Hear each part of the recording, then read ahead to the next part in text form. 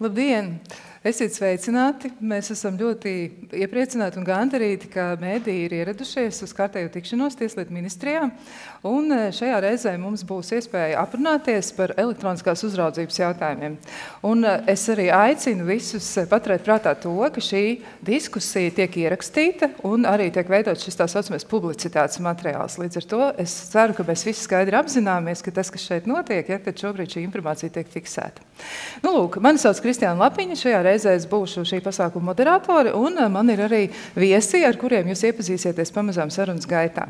Bet tas, ar ko es gribētu sākt ar tādu ļoti konkrētu definīciju par to, kas ir kas. Un šajā gadījumā man ir jāsāk ar šiem vārdiem. Lai veicinātu probācijas klientu veiksmīgu iekļaušanos sabiedrībā un darba tirgū, Valsts probācijas dienests Eiropas sociālā fonda plus projekta atbalsts probācijas klientu resocializācija ietveros īsteno virkni aktivitāšu, kas ir īpaši vērstas uz mērķa grupas nodarbinātības potenciālu paaugstināšanu un atbalsta mehānismu stiprināšanu. Un tagad man uzreiz jāprecizē nodarbināmības potenciālu. Un laika gaitā, arī sarunas gaitā, mēs noteikti varam precizēt arī par to, kā atšķiras tad nodarbināmība no nodarbinātības. Jā, tas ir arī tāda piezīme no manis. Nu, lūk, bet uzreiz es gribu jūs iepazīstināt arī ar tiem cilvēkiem, kas man ir blakus šajā reizē. Un uzreiz gribu sākt. Tātad šajā reizē ar jums runās un arī palīdzēs izskaidrot elektroniskās uzraudzības būtību Ilvars Vītols, kurš ir elektroniskās uzraudzības centra vadītājs un pārstāv Valsts probācijas dienestu. Jā. Tātad Labdien! Piefiksējāt, ja? Jā. Un vēl man arī blakus šobrīd sēž Valsts probācijas dienesta resocializācijas departamenta pārstāv, var teikt, ja? Un nodaļas vadītāja, kurai nodaļā varbūt var precizēt uzreiz? Uzraudzības un sabiedriskā darba nodaļas. Lūk, tātad uzraudzības un sabiedriskā darba nodaļa, un tā ir Jāna Mituza. Labdien!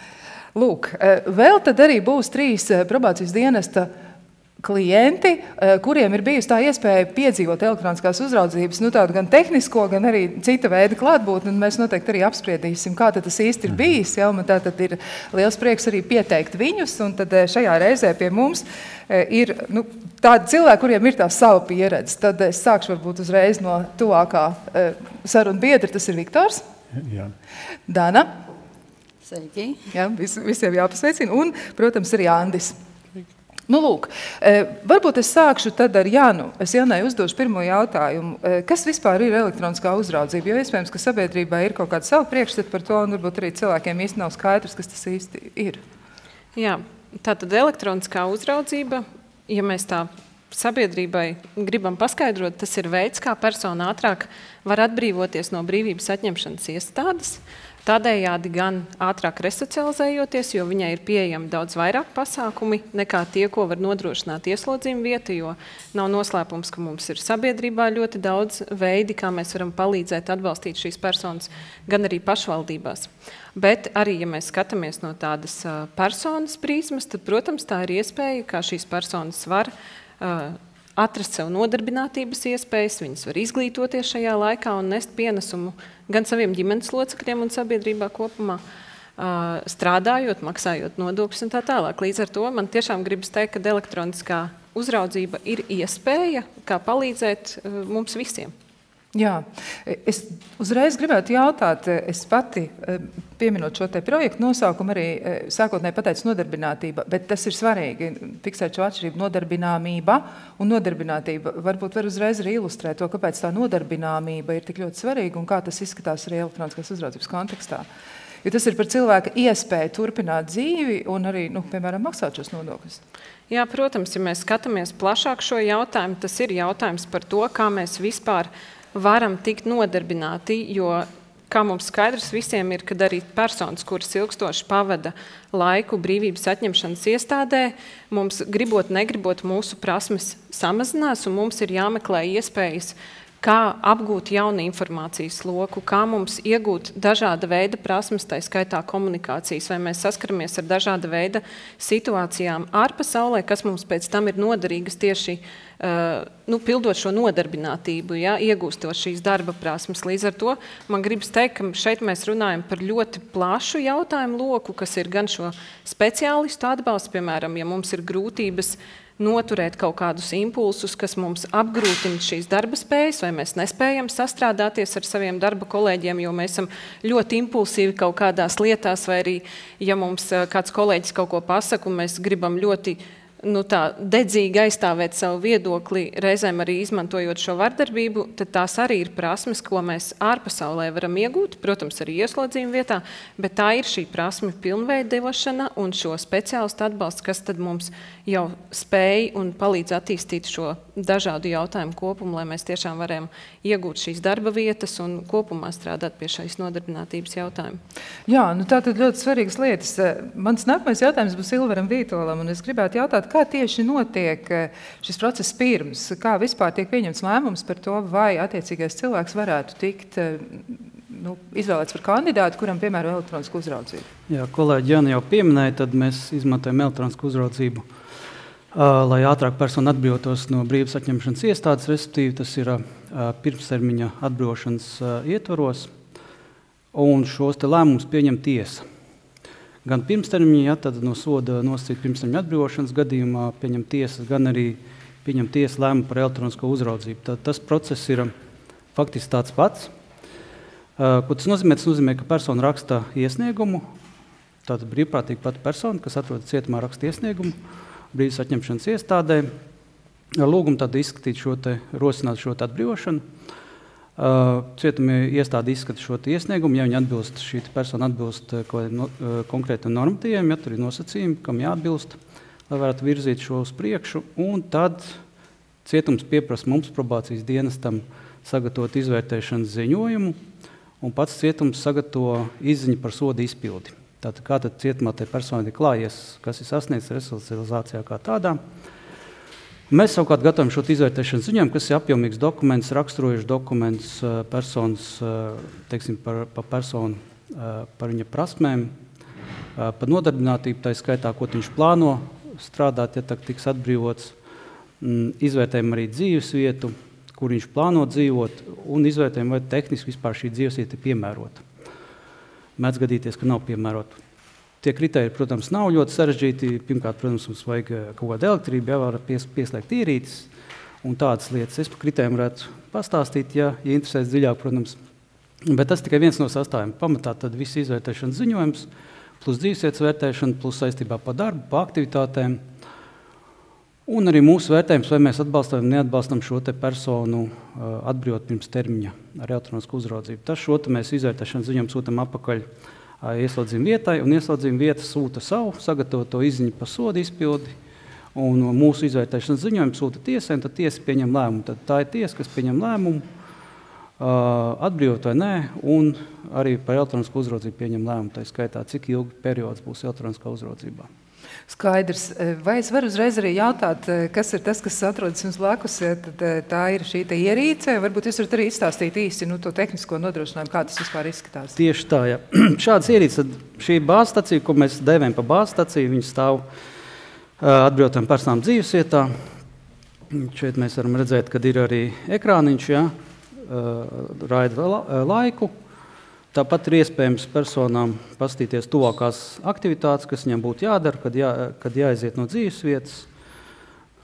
Ir iespējas arī īstenībā veikt 2 zvanus vai lietas vadītājiem, tad katram atbrīvotam ir savs lietas vadītājs.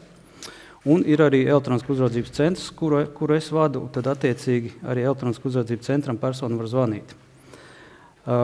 Šī zvana iespējama gadījumā tādēļ ir, ja citreiz personai nav pašai mobilais telefons, tad ir šāda iespēja piedāvāt arī no mūsu puses. Lūk, mums šī visu laiku degošā podziņa, tas ir savienums uz 112 ārkārtas zvans, ja? Varbūt deg dzīvesvieta, varbūt kaut kas noticies ārkārtas, tad arī caur bāzstaciju var piezvanīt.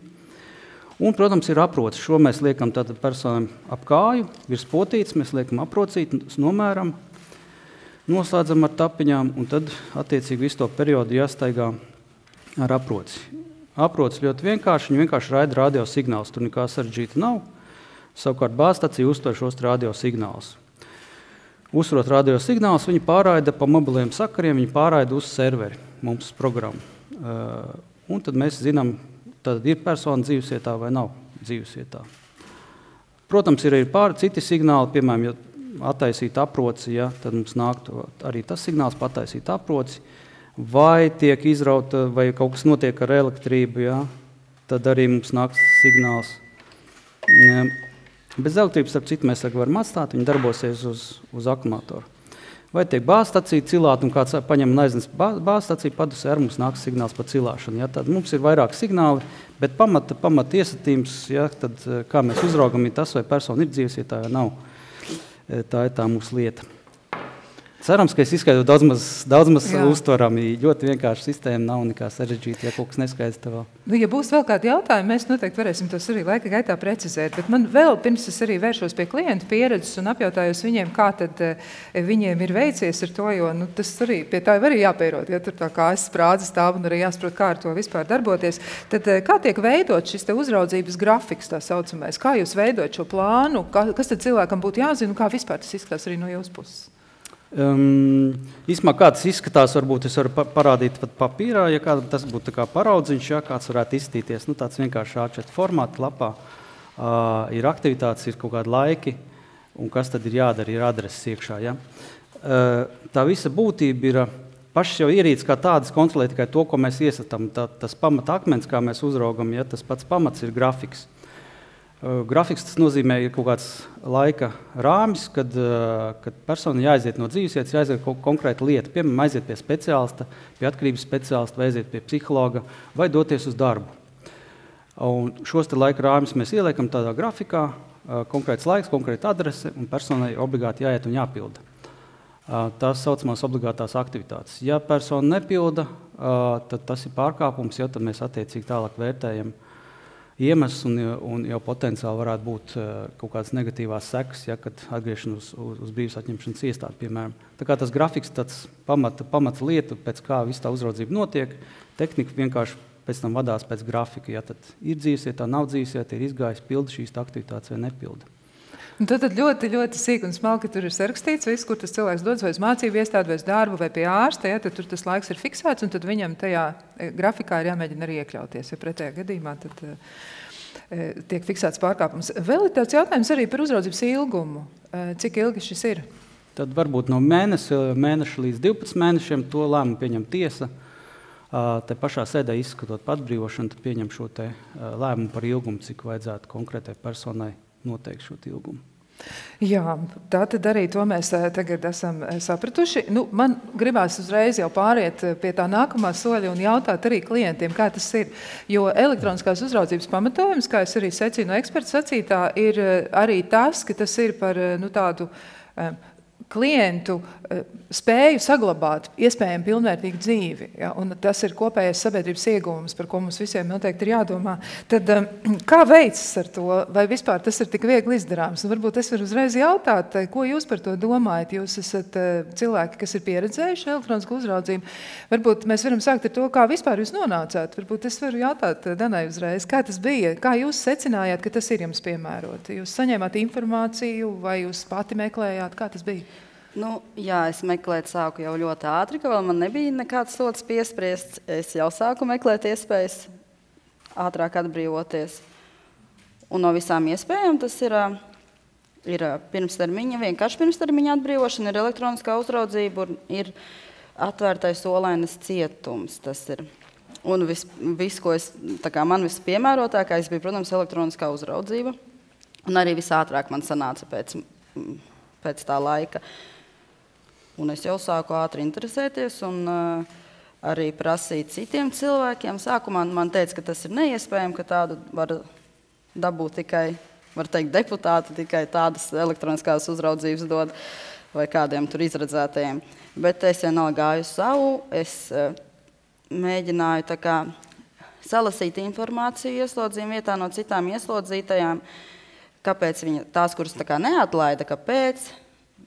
Pārsvarā visām vairāk bija tas, ka nav līdzekļu uz konta, un nav līdzekļu uz konta, tad viņām nebūs no kā dzīvot, un viņas varētu vērsties atpakaļ tajā sliktajā dzīves posmā. Un tāpēc pārsvarā tas bija tas lielākais iemesls, kāpēc nelaida vaļā. Tas man neuztrauca, jo es zināju, ka es iekrāju visu to laiku, ko es pavadīju tur. Es krāju naudu un strādāju. Un tā kā tas man bija liela palīdzība no vecāku puses, no draugiem, pat ģimene mani atbalstīja tajā ziņā. Jā. Bet vai jums palīdz arī cietuma administrācija? Jūs varbūt saņēmāt arī tur informāciju? Man bija diezgan arī. Tur arī bija tā negatīva uz to. Nē, tev būs grūti, tev ir bērni. Būs grūti, ja mazums vajadzēs uz slimnīcu braukt, ka tas pilnīgi nav iespējams. Bet tajā pašā laikā bija arī atbraukuši probācijas dienas. Mums arī bija tā kā konference, kur visu par to stāstīju, un katru reizi sapratu, ka tas ir tieši priekš manis. Tas ir man iespēja ātrāk tikties ar ģimeni, un lai būtu tā, man nebūs problēmas. Problēmas būs tiem cilvēkiem, kuri nav tā kā, nav nostādījuši savus mērķus, kuri lieto narkotikas, kuri grib turpināt zakt. Viņiem būs grūti ar elektronisku uzraudzību, jo viņi nevarēs tādu grafiku sev sakārtot. Tas tāds personisks lēmums izklausās tā ļoti nopietni, tas jāapsver un jābūt gatavam iekšēji. Jā, Viktor, kā jūs nonācāt pie šī, ka tas ir tieši piemērots jums? Ziniet, es esmu 4 bērnu tēvs, visi pieauguši. Un, kad es biju cietumā, izcieš ne tikai es, bet mana ģimene arī izcieš to pašu termiņu, ko es. Mums dēļ viņiem es biju gatavs uz visu, kad tik ātrāk viņus ieraudzīt. Un tāpēc es izlēmu, ka man vajag šito. Informāciju es dabūju cietumus. No cietumā tur bija visāda grāmatiņa, reklamas, un pats interesējos arī, kā tikt vaļā ātrāk. Un man bija mērķis tikt vaļā, tāpēc, ka man veca mamma, 93 gadi, viņa pirmās grupas invalīdi, dzīvo viena laukumājā. Man visu laiku es pārdzīvo par viņiem, ne par sevi, par viņiem. Un tad bija tas triggeris, tāpēc es to izdarīju. Jā, izklausās ļoti svarīga lieta. Jūs sakāt par ģimeni, par tuviniekiem. Jūs pieminējāt, tiešām tas ir ļoti nozīmīgi. Un, Andi, kā jūs nonācāt pie tā, ka jūs tomēr sajūtāt sevī gatavību? Es uzzināju no probācijas rīkotajām tām pašām konferencēm. Tad jau es sapratu, ka tas ir veids, kā ātrāk tikt ārā un darīju visu, lai ātrāk arī atbrīvotos to elektronisko uzraudzību. Pildīju visu, kas bija jāpilda. Un resolurizācijā viss. Arī uz pirmo sanāca. Kā tas bija? Viegli vai grūti? Un atkal es atgriežos pie Danas ar jautājumu, kā jums klājās ar to, jo jūs arī esat atzinusi iepriekš sarunā ar kolēģiem ar valsts probācijas dienestu, jūs esat teikusi, ka no sākuma bija grūti ar to grafiku. Ilvers Vītols arī pieminēja grafiku, kā tādu pamatus, kā tiek veidots arī šīs te attiecības ar aparātu un cilvēku. Kā jums gāja? Sākumā bija grūti, bet tas laikam ir normāli, kamēr adaptējies. Jo vienalga ir jāadaptējās vēl arī brīvībai. Tas viss ir.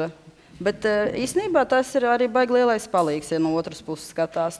Tāds palīgs, kas tev tur tajos rāmjos un kad cikos viss jābūt, jo tikko atbrīvojies no ieslodzījuma vietas, tu esi tādā tā kā hausā, kur kas jādara. Un te ir ļoti labs palīgs. Palīdz kaut ko sakārtot. Vēl jūs esat pieminējis arī par to, ka jums ir disciplīna izdevies, tā attīstīt, ja uzturēt. Jā, ja man tādas pirms tam nebija vispār, man bija ļoti liels problēmas. Es nemācēju nekad sev organizēt savu dienu, man tas viss gāja vienkārši arī tādā pašā hausā. Tad ar elektronisko uzraudzību man ir ļoti labi izstrādājusies šī disciplīna. Es visur nāku laicīgi, es nekur nekavēju, visu uzspēju, jo es visu saorganizēju. Man tā kā beidzās elektroniskā uzraudzība, bet man ir savu dienas grāmatu, un man viss iet tālāk pēc grafika, un es cenšos to visu pildīt.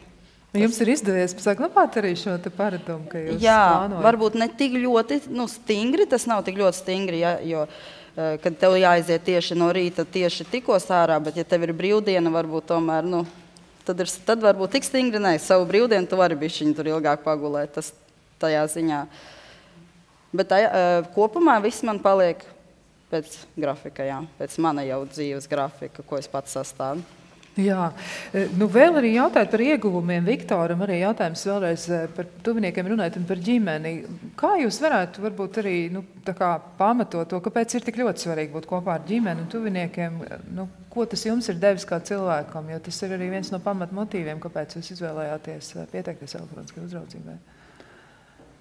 Nu, tā vistuvākie cilvēki, tā manas ģimenē, tikai dēļ viņiem es to esmu darījis. Jo nebūtu man ģimene, tad es mierīgi sēdētu tālāk un iziet uz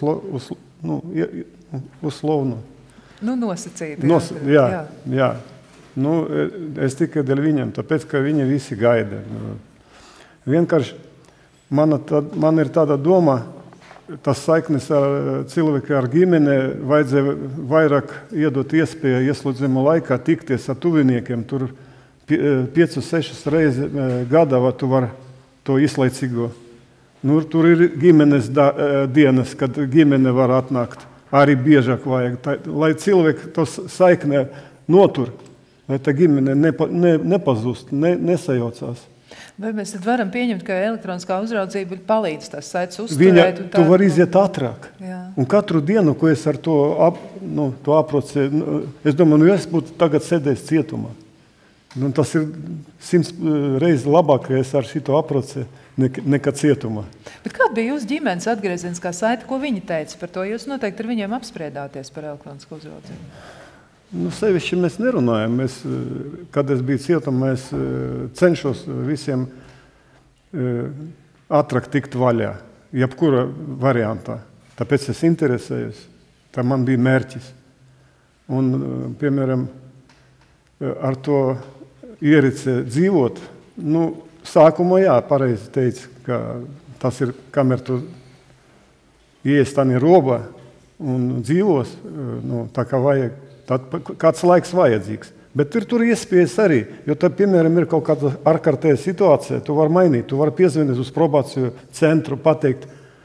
Piemēram, man bija tāds gadījums, es biju pie mammas, un viņai palika slikti, bet man jābrauc prom. Ko man darīt? Es piezvanīju, pateicu. Viņa teica, atbrauc ātrā, paņems izziņu, ka tu tur esi. Un brauc, nav tik grūti. Un tu nevar paredzēt nedēļas uz priekšu, ko tu darīsi. Tur var satikt viss kas. Un tad vienkārši sarunā piezvana, izmaina grafiku un viss kārtībā. Jā, tātad tas ir izdarāms. Tas nozīmē, ka jums nav jāuztic rūpes par mammu, piemēram, citam cilvēkam. Sākumā man bija tā kā tas zobenis virs galvot, ka es to kaut ko pārkapšu. Bet izrādās, ka var sarunāties un brīdināt un nekāda pārkapuma nebūs. Jā, tad tas ir izdarāms. Protams, arī tas pats jautājums Andim, ko jūs atzīstat par tādu būtisku ieguvumu, jo jūs arī esat pieminējis, ka ļoti svarīgi ir saglabāt attiecības. Kā jūs varētu komentēt to, ko jums elektroniskā uzraudzība ir ļāvusi izdarīt? Iemācīties plānot savu laiku, būt vienmēr laikā, nekad nekavēt, disciplīnu. Jā, un palīdzēja ātrāk atgriezties sabiedrībā, pie ģimenes, tāpat pie dēla, atjaunot attiecības ar dēlu. Tā. Jūs arī varat pievienoties tam, ko saka jūsu sarunbiedri, par to, ka tas ir svarīgi saprast mērķi, kāpēc? Protams. Cik viegli vai grūti tas bija jums? Viegli. Un jūsu arguments, jūsu motīvs? Mans mērķis, man ģimene, mans dēls, man nākotne. Bet kā būtu bijis, ja jūs, piemēram, būtu citā situācijā, jums nebūtu iespējams, pieņemsim, izmantot šo elektronisku uzraudzību? Kā jums liekas, kādas būtu tās sekas? Varbūt ir kaut kādas negatīvas idejas? Es domāju, ka nemainīt vienīgi, tas viss notiktu vēlāk. Pusgadu vēlāk tas būtu noticis, būtu atbrīvojies. Jā. Jā. Bet gads tas ir daudz? Gads ir daudz. Jā. Lūk, tā ir klientu pieredze. Pagaidām pie tā mēs apstājamies. Paldies, bet man noteikti būs vēl jums jautājumi. Bet es gribu jautāt arī probācijas dienesta kolēģiem. Un gribu jums jautāt, ko jūs par to domājat? Piemēram, šī te pieminētā mērķtiecība, disciplīna, vēl citas lietas. Kas ir ieguvumi cilvēkam no elektroniskās uzraudzības? Jo mēs jau varētu arī pieņemt, ka mēs varam risināt visu kā pirms 200 gadiem. Kāpēc gan ne? Jā, manuprāt, tie ieguvumi ir ļoti daudz un dažādi, jo tas, ko mēs darām probācijas dienestā, mēs, protams, skatāmies to individuālo gadījumu, kas ir tai personai, kura ienāk pie mums, kura grib pirmstermiņā atbrīvoties, un skaidrs, ka tiesa ir noteikuši šo elektroniskās uzraudzības termiņu, un tad personai mēs jau dzirdējām, sako arī noscīt pirmstermiņa atbrīvošanas šis termiņš, kas ir bez elektroniskās uzraudzības. Bet kas ir vienāds šajos abos laika posmos, ka tā nav tikai elektroniskā uzraudzība. Mēs šeit runājam arī par to, kad ir izstrādāts konkrēts plāns arī no probācijas dienesta puses, ko mēs ar šo personu darīsim. Kas ir tās lietas, kas mums būtu jārisina, kur mums ir jāsniedz atbalsts, un kur ir tās lietas, kur mums ir jānodrošina kaut kāda stingrāka kontrole. Un skaidrs, ka šīm personām tātad mēs jau zinām, ka viņām ir jāatrodās mājās, viņas var iziet kaut kādā noteiktā laikā, un šis noteiktais laiks, ko arī Ilvers minēja, protams, ir šīs aktivitātes, kas tiek atbalstīts arī no probācijas dienesta amatpersonas puses, un nereti tas ir apmeklēt vai nu probācijas programmas, vai arī iet pie kāda noteikta speciālista. Līdz ar to tās ir daudz dažādas lietas, kas vēl ir šīm personām jāizdara, ne tikai jāsaprot, kur viņš grib iet, un tas, ko pieminēja arī mūsu probācijas klienti, es gribu teikt, ka, protams, ir ļoti grūti un tāds paškontrole mums, jebkuram no mums ir grūti, un arī, piemēram, ievērojot diētu, mēs zinām, ka mēs mēdzam norauties, jo ir sākumā liekas, mums ir ļoti augsta motivācija, mēs to gribam darīt, bet kaut kādā posmā mums paliek grūti, un tas arī ir jautājums par atbalstu, vai ir speciālists, kurš var sniegt atbalstu šim klientam, vai ir lietas vadītājs, kurš viņam ir blakus un pārunā šos jautājumus, kas, manuprāt, ir ļoti būtiski. Bet, protams, mēs nevaram nekad ekonomiski skatīties visus iegūmus, jo mēs nevaram aprēķināt, cik izmaksā jūsu attiecības ar ģimeni, vai varbūt jūs izglābāt savas mammas dzīvību, jo varējāt viņu aizvest uz šo palīdzības sniegšanas vietu, vai tā ir slimnīca, vai izsaukt šos mediķus, bet kopumā jāsaka, ka ir ļoti daudz dažādu iegūmu. Ja mēs redzam, ka šīs personas ir sabiedrībā, viņām ir iespējams strādāt, kāds iespējams nodarbojas ar brīvprātīgo darbu, un kopumā, jā, ekonomiski ir izdevīgāka elektroniskā uzraudzība nekā personas turēt brīvības atņemšanas iestādē, bet šo ieguvumu mēs nekad nevarēsim aprēķināt tā. Mums būtu jāstāsta katra persona atsevišķi, ko tad tas ir devis.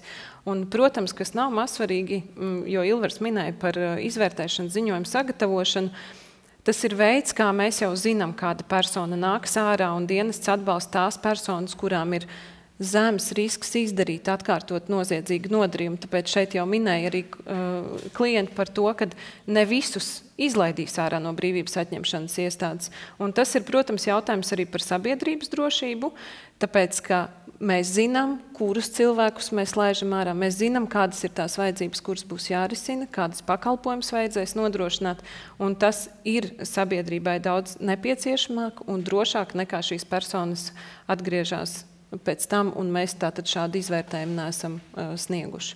Vai tas varētu būt patiesas apgalvojums, ka cilvēks atrodoties ieslodzījuma vietā tomēr ļoti daudz ko zaudē, tostarp arī sociālās prasmes vai spēju, teiksim, komunicēt ar citiem cilvēkiem, un tur ir diezgan daudz tādu zaudējumu? Es domāju, ka noteikti tas būs atkarīgs no individuālā gadījuma, jo kāds varēs ļoti veidot tādas tiešām plašas šīs komunikācijas prasmes arī ieslodzījuma vietā, bet tas, protams, būs atkarīgs no režīma, bet skaidrs, ka tur būs viena veida informācija, viena veida situācijas, un mēs varēsim ļoti labi varbūt attīstīt tās prasmes, ko mēs ikdienā kādās situācijās saskaramies, bet mēs nevarēsim attīstīt tās prasmes, kas mums ir nepieciešamas, lai nokļūtu no viena punkta līdz otram, lai mēs sagatavotu kaut kādus dokumentus, jo, manuprāt, arī jau minēja par to, kad rodas tas apjukums tajā brīdī. Tu esi iznācis ārā, tev liekas, visi vārti ir vaļā, bet ko tagad darīt? Un tomēr tas arī palīdz mums tā kā ielikt mūs tādā rāmītī un pateikt, kur ir tās robežas. Tā kā es teiktu, jā, noteikti, tas notrulina mūsu prasmes.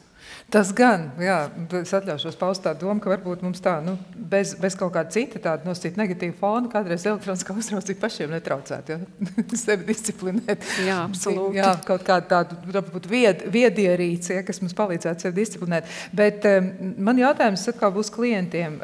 Kā jūs vispār sākumā uztvērāt šo te elektroniskās uzraudzības piedāvājumu vai arī to, ka jūs sākāt par to interesēties? Tas bija, joprojām jūs to uztvērāt kā sodu vai jūs to uztvērāt kā iespēju? Kā jūs uz to raudzījāties? Iespēja. Visi vienbalsīgi jūs sakāt kā iespēju. Jā. Jo tu izvēlēs to pats. Tu vari arī neizvēlēties, tātad iespēja. Bet kā kopumā ir, ja jūs mēģināt novērtēt ieslodzījumu vietas, tā kā varbūt to cilvēku atbildes reakciju, piemēram, jūs sakāt, es gribu šo izvēlēties. Kā tas bija, piemēram, jūsu komunikācija ar citiem ieslodzītiem, ko viņi par to saka, jo arī Dana pieminēja to, ka tur bija tāds noliegums un bija arī cilvēks teica, nē, tev tas nebūs piemērot. Kā kopumā jūs vērtējat vispār, kā cilvēki izturas pret šo te iespēju, ko jūs atzīstat par iespēju? Bija daudz cilvēki, kas ieslodzītās meitenes, kas bija pret, ka viņas pilnīgi uzreiz zina, ka viņas nē. Un es arī man tāds uzreiz jautājums, kāpēc, bet tev taču arī ir bērni un viss. Tā kā nevarēs izturēt vai ko labāk, tā kā ciet. Tad man nebija arī sapraša, bet bija arī tādas meitenes, jā. Tā kā administrācija vairāk man... Es nezinu, varbūt viņiem arī nebija tik daudz tās informācijas, bet pilnīgi pretēji tas nav tik grūti. Ja man teica, ka būs grūti tas, ka man ir baidzies bērnam izsaukt ātro palīdzību, un parasti uz to skatās probācijas dienas, ja ir daudz bērnu, tad parasti nedod to elektronisko uzraudzību. Bet manā gadījumā man iedeva viņu, un man arī bija situācija, ka man vajadzēja bērnam saukt ātro palīdzību. Un, es zvanīju uz EU centru, es teicu, kāda situācija. Viņi teica, viss, kas jādara, būs slimnīcā, ir izraksts, sūta probācijas dienestam. Vienkārši es visu laiku kontaktā ar probācijas dienestu. Aizbraucu uz slimnīcu, atbraucu mājā, viss kārtībā, nekāda pārkāpuma. Tas ir tāda lieta, kas viss ir organizēts, tur ir ļoti labi tajā ziņā. Nav tik traki, kā, es nezinu, varbūt viņiem vairāk vajag tur ieslodzījuma vietā tās arī izglītojušās konferences, nezinu. Tas varētu palīdzēt, ja tiktu vairāk izglītot cilvēku. Bet ko kopumā jūs domājat par sabiedrības izglītotības pakāpi? Cik daudz cilvēku vispār, kas ir ap jums, cik viņi zina par to, un vai jūs esat viņiem arī to stāstījuši, vai jūs esat uzticējušies? Tagad jau mana ģimene ir profesionāla, laikam tajā ziņā, viņi zina visu. Arī mani draugi, jā. Viņi ir informēti, kas tur Bet kā? Pārējie, nav tik izplatīti. Tāpēc, es nezinu. Apkārt nav tādas sabiedrības vienkārši, kuram tas interesētu. Jā. Un ko kungi teiks par to, kāda ir jūsu izjūta, kā ir ar sabiedrības attieksmi? Ļoti labas. Man visi paziņas un draugi, es viņam pateicu, ka es to izdarīju speciāli, lai ātrāk tiktu vaļā. Un viņi teica, malacis, pareizi dara. Pārējie cilvēki nepazīst, kas man, es nevienam nesaku, ka man tā ir. Tas ir skaidrs. Vienkārši, ka es eju šortos, ka tev pulksteņi uz kājām. Jā, Andi, ko jūs teiksiet par šo? No sākuma visu nevarēja saprast, kā var iekļauties tajos laika rāmjos. Viņi prasīja, kur jūs ejat, kāpēc Kur jums jūs ejat, kāpēc vienā laikā tu eji tur un tur, jā, visu laiku minūtē. Jā, bet tā viss pozitīvi. Man ir ko piebilst arī, ja tāda situācija man ļoti forši ir, ka tu ej kaut kur bankās vai kur, un man nebija tā, es tā baigi nekautrējos, un tad man vienkārši pēc laika tajā bankā ir, un kaut kas tur kavējās vai ko, un tad es varu pieiet, es saku, man ir aprodas, man ir obligāti jābūt mājās, lai man atbrauks pakaļ policija, un tad viņi tur skrēja pa visu banku, meklēja, kurš ir brīvs, kurš var mani paņemt, un tad interesanti, tās pats pie ārstiem man ļoti tā kā, nebija tā, kad uzreiz skatās ar kaut kā tādu skatienu, kas tas tāds. Nē, tieši otrādā, ka man arī mana ģimenes ārste ļoti uzreiz, zināt, kā ir pie ģimenes ārstiem sēdēt, tu vari rakstīties, vienalga tu tiksi pēc kādas stundas tikai tajā kabinetā. Tad es atnācu ģimenes ārsti, man jau uzreiz durvis vaļā, viss. Tā kā tajā ziņā viss kārtībā, neviens nenosoda tagad. Jā, bet ko savukārt profesionāļi saka par sabiedrības attieksmi? Cik ļoti cilvēki ir informēti jūsuprāt, un varbūt ir kaut kas, ko jūs būtu gatavi pievienot, vai varbūt jums gribas, lai kaut kas vēl ir? Mēs kā varbūt arī dzirdējam, starp citu, tas tā arī Latvijā šķiet tā arī ir. Mums nav īsti kaut kādas negatīvas, varbūt sabiedrības attieksmes pret uzraudzības klientam ar elektronisku uzraudzību. Mums klienti nevienreiz atļaujās droši nesāt šortus un vispārējo, kad neslēp šīs lietas. Iespējams, tas ir tādēļ, kad projekta sākumā ievieš uz elektronisku uzraudzību bija plašas informatīvas kampaņas.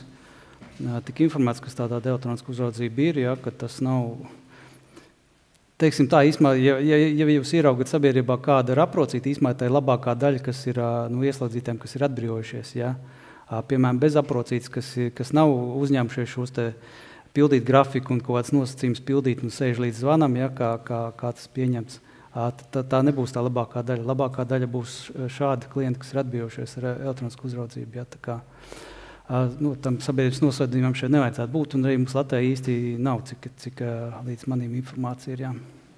Tā ir laba ziņa. Tā ir lieliska. Tā ir lieliska ziņa, jā. Varbūt arī Jānai Mitas ar ko piebilst. Jā, es domāju, ka tas, ko mēs dzirdējām no diskusijas, tas, ko arī valsts probācijas dienests vērtē, mēs runājam ar ģimenēm, kur nāks ārā šīs personas, jo, manuprāt, tas ir ļoti būtiski skaidrot cilvēkiem, kas ir mums blakus, ka viņiem vajadzēs iziet noteiktā laikā, arī nākt mājās, jo parasti arī ģimenes reizēm liekas, tas varbūt nav tik strikti, ja mēs tur nokavēsim, nekas traks nebūs, bet tas, ko minēja, tā tiešām ir liela atbildība un motivācija no šīs personas puses, jo tajos gadījumos, ja ir šie pārkāpumi, šī persona atgriežas atpakaļ ieslodzījuma vietā, un viņa atgriežas nevis uz to laiku, kas viņam ir palicis, bet uz visu šo laiku, kad viņš ir pirmstermiņā atbrīvots. Līdz ar to, ja viņš ir kaut kādu daļu tikai izcietis un šie pārkāpumi ir, tad viņš tiek atpakaļ uz ļoti ilgu laiku brīvības atņemšanas iestādē. Tā kā es gribu teikt, ka tas tiešām ir ļoti pārdomāts lēmums, un tāpēc ir ļoti svarīgi runāt par šiem riskiem, par to. Un man ļoti patīk šie piemēri, ka mēs arī domājam par sevi un sakam, jā, man ir jābūt, mans laiks ir tur, un es būtu ļoti priecīgi, ja jūs darīt tā, ka es varu šos termiņus vai laikus ievērot. Jā, tas nav tik vienkārši, bet tomēr tas ir izdarāms. Bet, ja jūs domājat par saviem ieguvumiem šobrīd arī un vispār par to dzīves perspektīvu, kā jūs tagad skatāties paši uz sevi, tas bija labākais lēmums, ko jūs varējāt pieņemt? Un ja jā, tad kā jūs varat to pamatot? Kas tas ir? Kas ir vēl ļoti, ļoti būtisks? Dana. Jā, tas ir labākais lēmums. Jo man sanāca, mani atbrīvoja ar elektronisko uzraudzību, tātad es visu izdarīju pareizi. Es apvienoju savu ģimeni, tātad jā, tas ir labākais. Visi bērni, visi tagad tā kā kopā. Man ir uzlabojušās attiecības arī ar ģimeni, jo viņi man tā kā visu to laiku, kamēr es biju tur, viņi man palīdzēja, viņi man atbalstīja, tad es viņam par to ļoti pateicīga, un mums uzlabojās tā saikne ar visu tā kā ģimeni. Viss ir kopā, viss ir labi, man ir darbs, mierīgi ģimenes dzīve, viss. Kā izskatās nākotne? Vēl labāka, uz priekšu izaugsme. Es gribu mācīties, gribu kaut ko sasniegt. Vēl ir laiks. Un ir plāni? Ir plāni, ir ļoti daudz plānu, jā. Un Viktoram? Kad es biju cietumā arī, nav ko darīt, es tur kursos visādus, kā izgāju 3 kursus, metinātais, tagad es sašoju kleitas abam meitam no burdas. Jūs iemācījāt šūt? Jā, un apdares darbi. Un sports, bet tur tāpat tas brīvais laiks, un tu domā, ko tu darīsi, kad tu izies ārā. Tu sāks plānot. Es izmācījos norvēģu valodā uz gandrīz augstāko kategoriju. Man bija iepriekš B kategorija. Un man bija tāda vārnīca, es tur lasīju katru dienu. Nesēdēs 5 uz 5 istabā, 5 x 5, ja? Un tur 5 cilvēki. Un, lai nebūtu nesajūgt prātā, tad vajag kaut ko darīt, mācīties savu mērķi. Un to mērķi es lasu savu grāmatu. Man burtnīca bija, ko es darīšu, kad es iziešu ārā.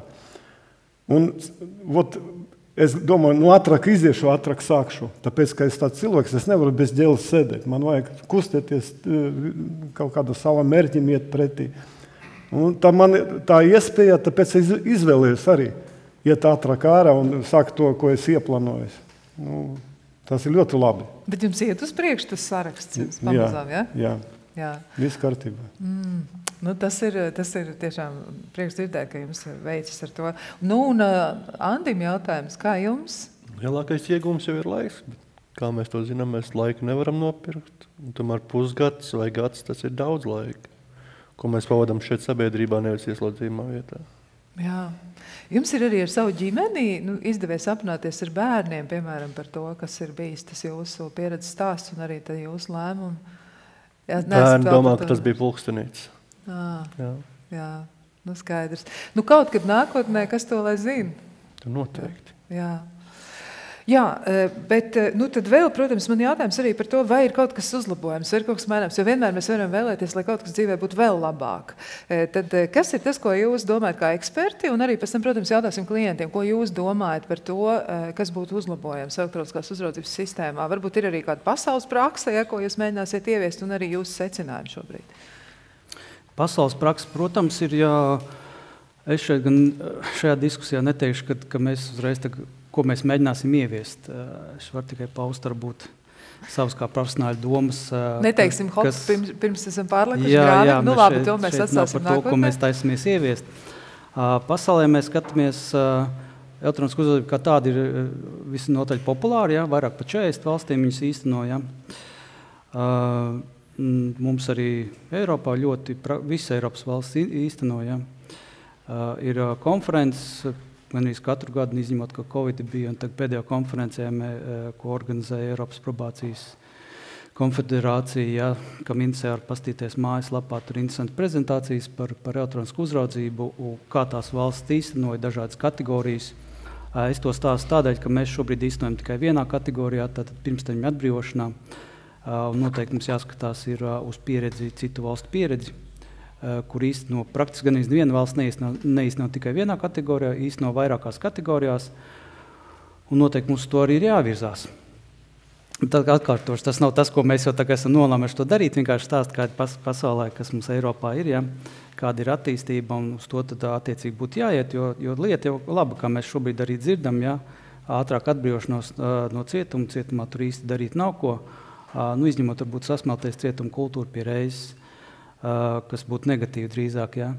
Tā kā mums jāstāsta uz visām iespējamiem instrumentiem, kā persona varētu nākt sabiedrībā un sabiedrībai iegūmi. Mums kolēģi pieminēja par tiem iegūmiem, starp citu ir pētījumi, ir pat sareiķināti, kādi ir tie iegūmi no elektroniskās uzraudzības. Pats svaigākais pētījums ir pagājušā gada oktobrī Zviedrija bija sareiķinājusi 2 profesori Zviedrijas.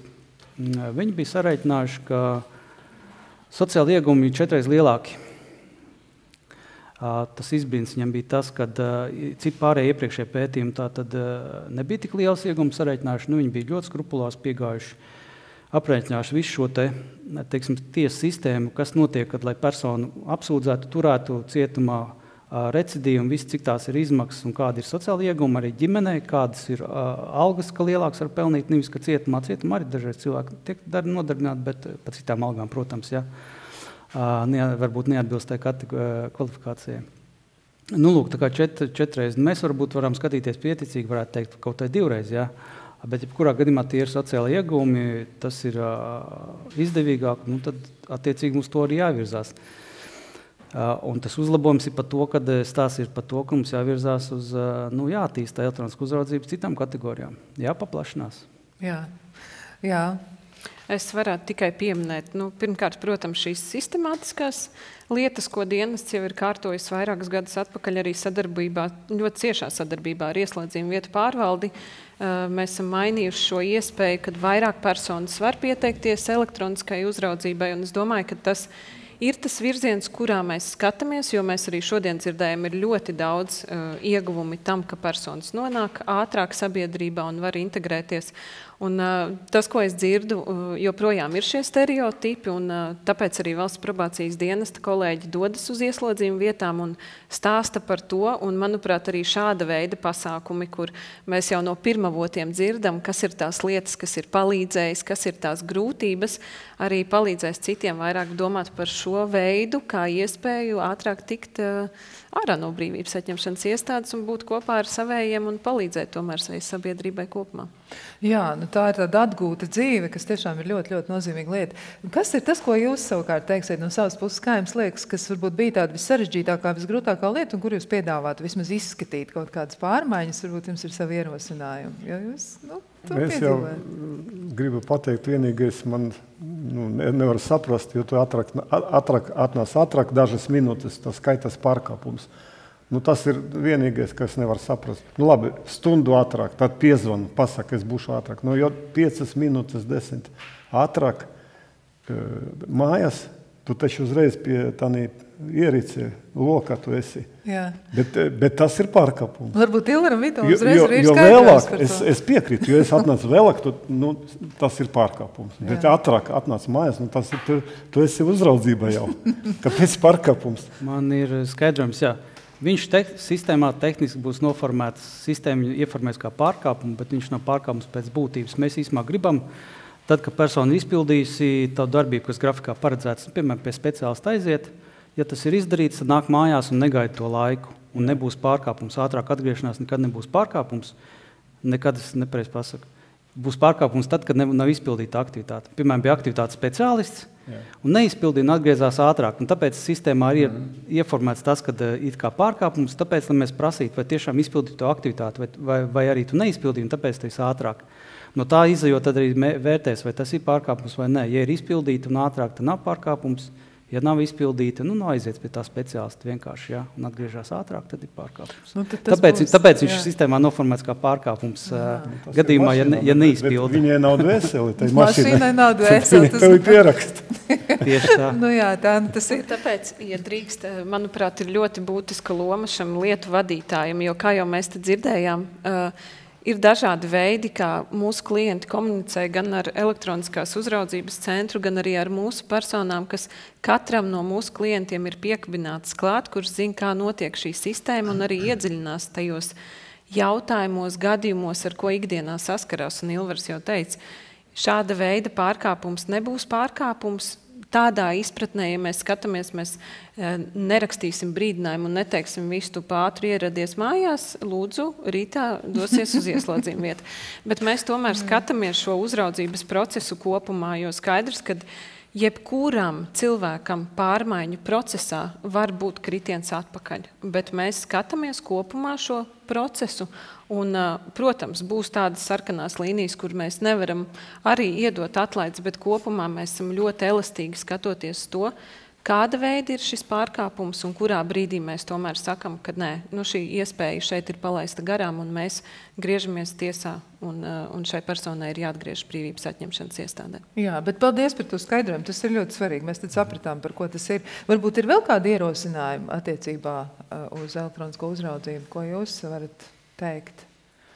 Jo jūs pieminējāt to, ka par informāciju runājat, ka tā iespējams būtu jāsniedz biežāk un pat vairāk, un varbūt arī ieslodzītiem būtu vērts uzklausīt arī valsts probācijas dienesta sniegto informāciju par to, kas tas ir un ko tas nozīmē, varbūt izvirzīt to mērķi un arī mēģināt sevi vest tajā virzienā, kur tā dzīve varētu būt kvalitatīva un laba. Bet varbūt ir kāda ideja vēl? Elektroniskā uzraudzība varētu arī būt kā alternatīva vispār uz sodiem. Ja es zinu, ka citās valstīs ir par mazāk smagiem noziegumiem, ka ir tur tas naudas sods, probācijas, tur tie darbi sabiedriskie un, piemēram, elektroniskā uzraudzība bez tā ieslodzījuma vietas. To mēs esam Tieslietu ministrijas kompetencē, un to mēs tad ļausim pēc tam tālāk arī speciālistiem strādāt šajā jomā, bet tieši mans jautājums ir vairāk fokusēts uz to pašu elektroniskās uzraudzības procesu, ko jūs piedzīvojāt, vai tur bija kaut kādas grūtības, tad izskatās, ka kaut kas bija, bet bija arī lietas, ar kurām jūs lieliski tikāt galā, pielāgojāties. Nē, viss kārtībā. Sākumā jau pierāda, tad viss ok, normāli. Bija tādas baumas, ka teica, ka nedod elektronisko uzraudzību, jo mājās ir daudz dzīvnieku un bērnu. Jā. Jo viņi varētu tur sākt, un suņi un kaķi varētu arī daudz ko darīt, kad viņi tad negrib tā kā dot. Bet man bērniem pateica, ka tas aparāts sit ar elektrību, un tad viņi gāja apkārt ar... Jūs atrisinājāt? Viņi neaiztika nereizi un nebija skārušies, jā. Man arī jautājums jums tāds savā ziņā noslēdzošais tieši par jūsu pieredzi runājot. Ko jūs ieteiktu tiem cilvēkiem, kuri vēl svārstās? Varbūt ir kāds, kas domā par to, varbūt tomēr teikt jā elektroniskajai uzraudzībai. Ko jūs ieteiktu? Es ieteiktu tā, ka katru dienu, kad tu pavadi ārpus cietumā, tas ir 100 reizes vērtīgāk nekā tu tur iekšā. Jo tev ir iespēja iziet ārā ātrāk, tā vajag viņu izmantot. Tas ir loģiski. Jā. Dāna? Piekrītu, tas tieši parāda, cik ļoti tu gribi ātrāk tikt pie ģimenes, un, ja cilvēks ir gatavs. Jā, un Andi? Jau svārstās varbūt arī palikties tur. Ja Jā, tad cilvēki iet ar skaidru mērķi tikai. Es nesvārstījos te minūti. Es noteicu sev, ka es iešu un ciešu. Ja svārstās, jau svārsties, vai kaut ko pieļaus, kaut ko tādu, vai nepieļaus kādu noziedzīgu nodarījumu. Bet kas tad būtu jāizdara? Būtu tā tad jābūt tam mērķim, tad motīvam, pilnīgi skaidri zinu, ka es gribu tikt ārā. Saprašanai, kāds viss strādā. Saprašanai, kā tas strādā, kam vēl? Varbūt ir vēl kaut kas, kam jāpiemīt tam cilvēkam. Man bija informācija par šo elektronisko. Nav tik daudz tur uzrakstīts. Ja tur būs smalkāk uzrakstīt, tad es domāju, cilvēku būtu vairāk. Nevar to informāciju cietumā dabūt. Tāda maza bukletīte bija, tur vienkārši lēmumi tā un tā, bet konkrēti kā viss notiek, tādas informācijas tur nav. Jo tā būtu, tad es domāju, cilvēki iet arī. Labi, tad tas vienmēr ir izpētāms jautājums, jā, jo informācijas ir tik daudz un viss kaut kādas, un tad arī reizēm tas, ko gribas uzzināt, varbūt tieši tur tas arī mazliet iztrūkst. Noteikti to var mēģināt pētīt un saprast, vai tur kaut ko vajag papildināt. Un tad jautājums ekspertiem, ko jūs par to domājat, kāda ir tā nākotnes vīzija, kas ir tas jūsu tāds kopsavilkums par elektroniskās uzraudzības pieredzi Latvijā, jo diezgan ilgu laiku jau tas ir šobrīd. Latvijā mums pieredze ir tāda, kad mēs esam apmierināti, kā mēs īstenojam elektronisku uzraudzību. Kvalitāte mums ir lieliska. Es pat nebaidīšos teikt, jā, īstenībā. Relatīvi, protams, varam salīdzināt, piemēram, ņemt Skandināvu pieredzi un mūsu pieredzi. Mums ir tādā pašā kvalitātē kā Skandināviem, ja ne labāk. Šai ziņā es domāju, cik ir atgriežies personas apakaļ uz brīvības atņemšanas iestādi, tie, kas ir uz elektronisku uzraudzību. Ja? Mums pozitīvā izpildi ir 96%, un Skandināviem ir apmēram tas pats, 95% ar kaut ko. Ja? Tā kā mēs pēc Skandināvas pārspējam. Tā kā kvalitāte mums ir, un mums tā būtu arī jāturpina. Es dzirdēju, ka varbūt informācija mums vēl biežāk vajadzētu. Mēs noteikti neretāk kā 2 reizes gadā jums ieslēdzam vietām informējam, arī par elektronisku uzraudzību. Varbūt šobrīd nav tie līdzekļi finanses kā projektā pirmsākumos, ja, kad bija publicitātes kampaņas, ja, kas varbūt palīdzēja vēl vairāk šo informāciju pasniegt. Jādomā, bet kā es iepriekš pieminēju, mums vairāk jādomā ir par paplašināšanu, par kategorijām, par tādā ziņā attīstību. Ja, kvalitāte mums ir, pieredze mums ir to darīt.